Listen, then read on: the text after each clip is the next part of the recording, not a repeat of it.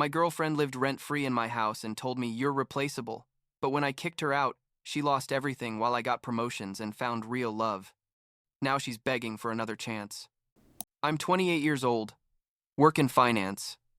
And I need to tell this story because basically what happened a few months ago still has me processing everything.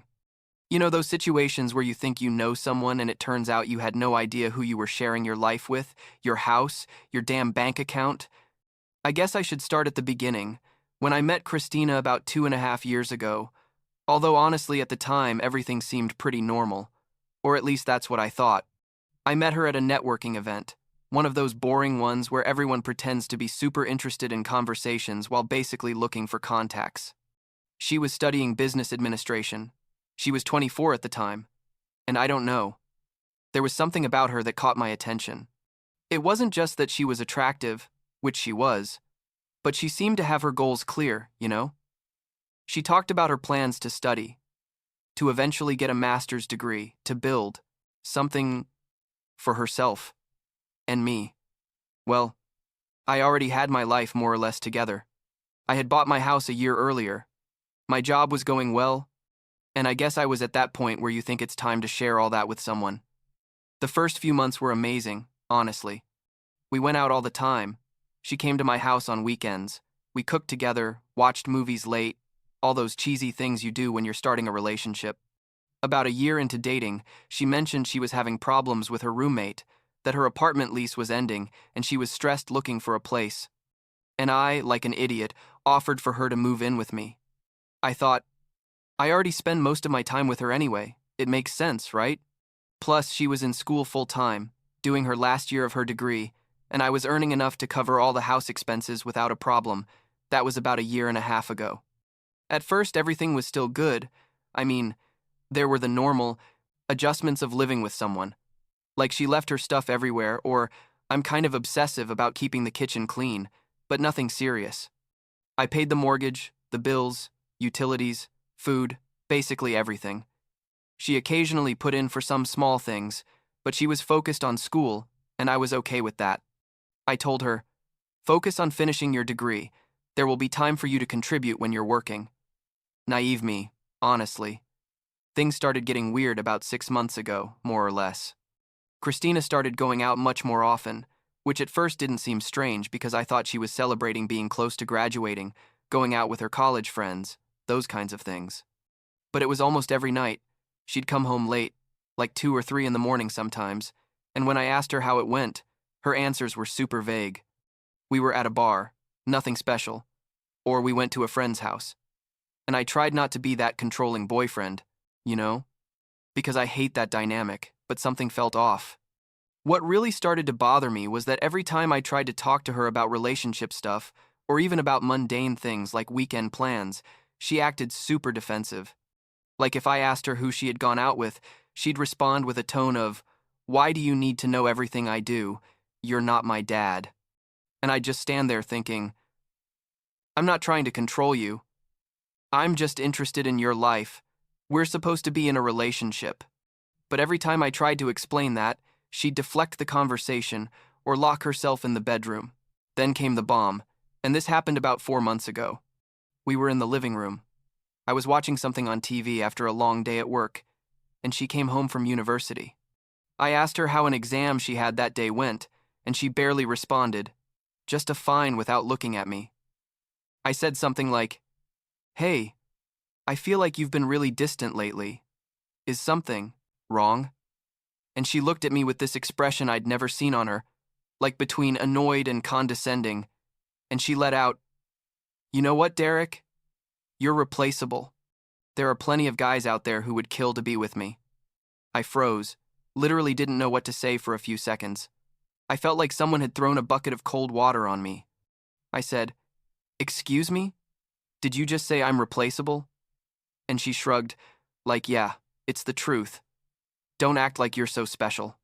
And I tried to stay calm.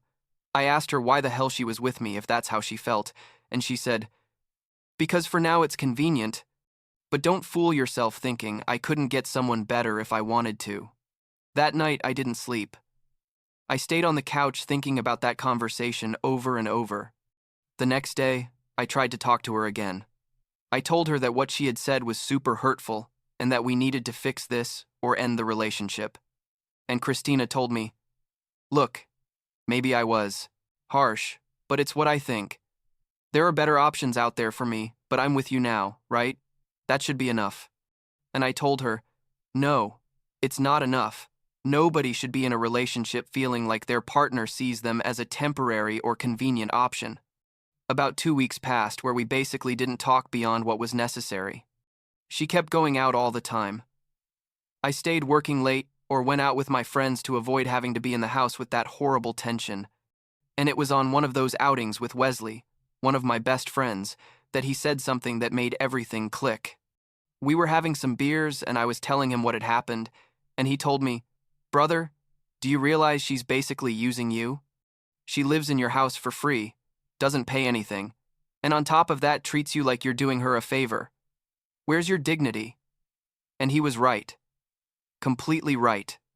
I realized I had spent months, maybe the whole year she'd been living, with me, feeling less than and justifying her behavior because I thought she was stressed about school or that I was being too sensitive.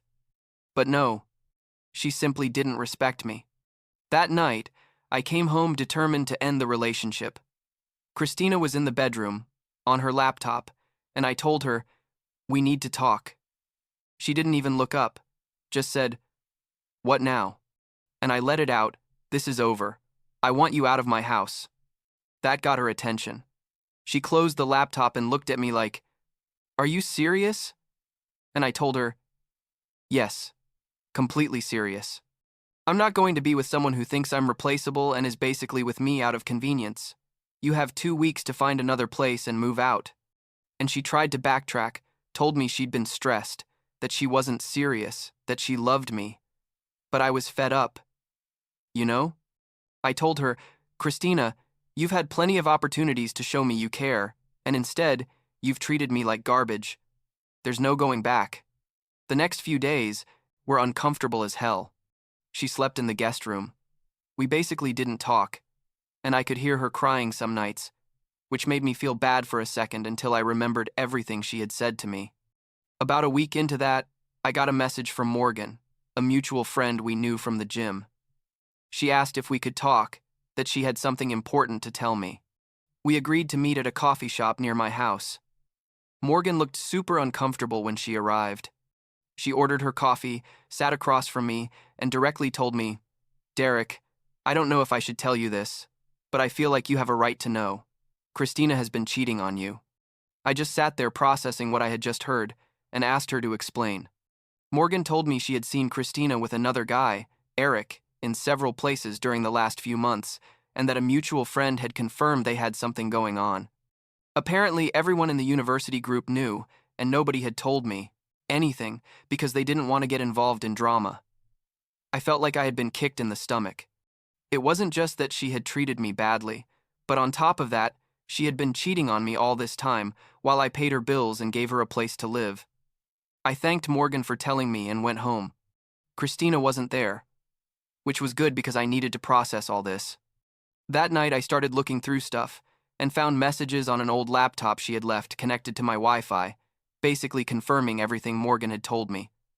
She had been seeing Eric for about 4 months. When Christina came home late that night, I was waiting for her in the living room. I told her, I know you cheated on me with Eric. Don't lie to me because I have proof. She went pale, tried to deny it at first, but when I told her I had seen the messages, she broke down. She started crying, saying it had been a mistake, that I didn't pay attention to her, that she needed to feel valued, and I just looked at her and said, don't come at me with excuses. If you weren't happy, you should have left. But you preferred to stay here, using my house and my money, while sleeping with someone else. You have until the weekend to leave, and if you don't leave, I'm calling the police. What happened next was almost comical, it was so absurd. Christina went to live with a friend temporarily, but about a week into that, Morgan told me that Eric had broken up with Christina. Apparently the guy didn't know she was living with me.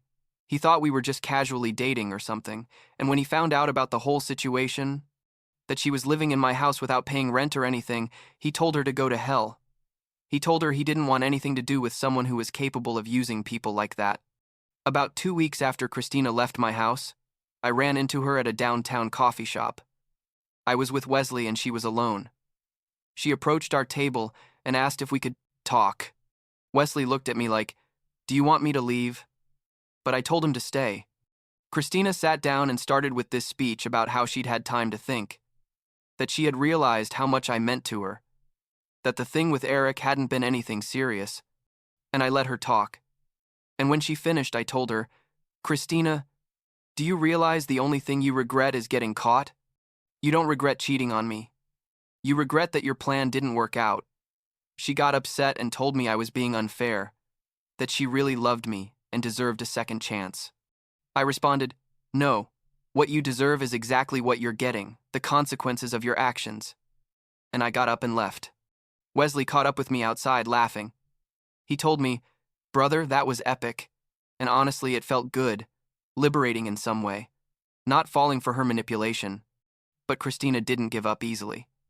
She started showing up at my house, sometimes alone, sometimes with friends, ringing the doorbell, yelling that she needed to talk to me, that I wasn't being reasonable. Once she even stayed outside for like 2 hours sitting in her car waiting for me to come out. I had to call Wesley to come over and basically escort me out because it was getting super uncomfortable. I told Christina directly, "If you show up here again without an invitation, I'm getting a restraining order." I'm not playing. After that, I blocked her everywhere. Phone, social media, email, everything. I also talked to a lawyer because I was worried she might try to say she had rights to my house or something. But he confirmed that since she never signed anything or contributed financially in a documented way, she had no legal claim. I felt relieved, honestly, because with her you never knew what to expect. The interesting thing is, I started hearing things through mutual friends. Apparently, Christina was going around telling people that I was a controlling boyfriend, that I had kicked her out for no reason, that I had been emotionally abusive. Marcus, another mutual friend, sent me a message asking what had really happened because Christina had been posting vague accusations on social media. I told him the whole story, and he told me he already figured there was more to it because he knew Christina and knew how she was. Most of the people who knew both of us didn't believe her stories. Lindsay, another mutual friend, even made a public post basically saying that Christina was lying and that she knew the truth about what had happened. That shut up a lot of people, and Christina eventually deleted her posts.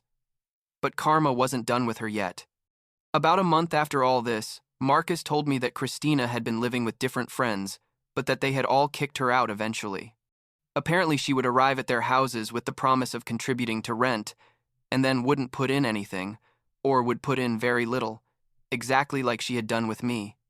One of the girls had given her 2 months, grace, thinking she was going through a tough time, but when she saw that Christina was spending money on going out, partying, and on clothes, but not on rent, she kicked her out immediately. I also found out from Marcus that Christina had failed several of her classes that semester. Apparently she had been so busy with her double life, and then with the drama of our breakup, that she completely neglected her studies. She had to repeat 3 classes, which meant more money and more time in university. And without someone to pay for everything, well, she had to get part-time jobs, which obviously complicated everything even more. About 2 months after the breakup, I got an email from Christina. She had created a new email address because I had her blocked on the previous one. It was this long, dramatic email saying she had learned her lesson, that I was the love of her life, that she would do anything for another chance. That mattered, and that she had realized I was the only one who had really treated her well. I didn't even respond. I just forwarded the email to my spam folder and went on with my day. Meanwhile, my life was improving a lot. Without the stress of that toxic relationship, and without the extra expense of supporting another person, I had more time and energy to focus on my work. About 3 months after the breakup, I was offered a promotion at the office that came with a pretty significant salary increase, 20% more than I was earning. My boss told me he had noticed my dedication and improvement in performance in recent months, and I thought, of course, because I no longer have someone draining my emotional energy. With the raise, I decided to take a vacation. I had been postponing. I went to Costa Rica for 2 weeks, something I had always wanted to do. but Christina never wanted to because she said she preferred more luxurious destinations. It was amazing. Doing whatever I wanted, meeting new people. That's where I met Alexis, a girl from California who was traveling too.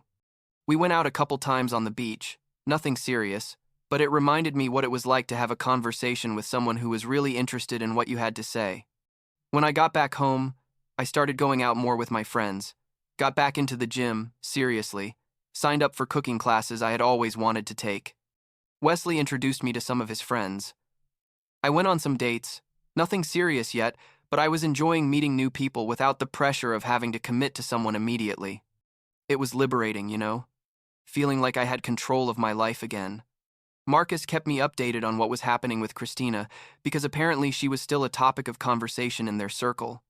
He told me she had tried to reconnect with Eric, the guy she had cheated on me with, but that he had completely rejected her.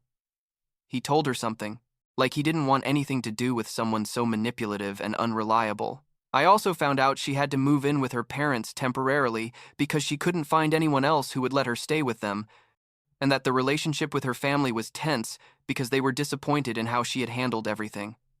About 5 months after the breakup, I got an additional promotion at work. Not only that, but my boss mentioned he was considering me for a leadership role in a new project the company was going to launch next year. I felt on top of the world. Honestly. I had lost like 15 pounds at the gym. I was sleeping better than ever. My finances were incredible without having to support someone else, and professionally I was at my best. Christina tried to contact me one last time through Wesley. She sent him a message telling him to please tell me she needed to talk to me, that it was important. Wesley asked me what I wanted him to do, and I told him to tell her I wasn't interested in any kind of communication with her, now or ever. He responded that, and Christina replied with something like, I was never that special anyway, and that she was better off without me. Wesley sent me a screenshot, and we both laughed. It was obvious she was still hurt and trying to make me feel bad, but honestly it didn't affect me at all. The last update I had was about a month ago. Lindsay told me she saw Christina working at a retail store in the mall, and that she's basically struggling to finish her degree while working full-time to support herself. Apparently, she still lives with her parents, and her social life is non-existent because she burned all bridges with her friends. Part of me felt sorry for a second. But then I remembered everything she did, and that pity disappeared. She created this situation. She had every opportunity in the world to be a good partner and chose to be selfish and cruel. Me, meanwhile, I'm better than ever. I started dating Alexis, the girl I met in Costa Rica. Turned out she lives only 2 hours from here, and after months of talking, we decided to give something serious a shot. The difference is incredible. Like she has her own career, pays for her own stuff, treats me with respect, and basically shows me every day what a real and equitable relationship is. It's still early, but I feel really good about this. Looking back, I think the Christina thing was one of those difficult lessons you need to learn. I learned not to ignore red flags, not to justify mistreatment just because you love someone, and to understand my own worth. When she told me I was replaceable, she was right in a certain sense, but not in the way she thought. Yes, technically, we're all replaceable, but the question is by whom and why. I replaced her with my own peace of mind, with stability, with someone who really values me. She tried to replace me and realized that what she had with me wasn't as easy to find as she thought. Last week, Wesley asked, "Tell me if I ever regretted kicking her out." I told him no, not a single day. It was the best decision I could have made. Sometimes when I'm in my house, alone now, and at peace, I think about how it was a year ago, walking on eggshells, feeling less than, and I can't believe I tolerated that for so long. But well, I guess sometimes you need to hit rock bottom to realize what you deserve. And what I deserve definitely isn't someone who sees me as a convenient option until something better comes along.